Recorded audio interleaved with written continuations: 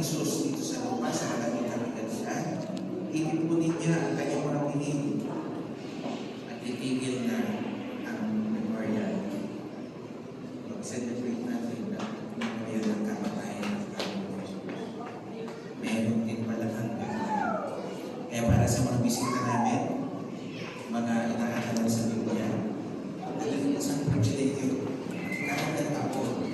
Kasi susuportahan natin, dadalawin natin, alaala natin ang kamatayan ng ating Panginoon Jesus.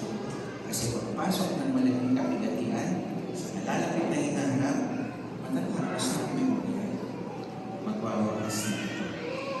At bilang mga tapat na tao dito sa lupa, patuloy tayong makikilala sa ating pagtubos na ginawa, binigay ng Panginoon Jesus.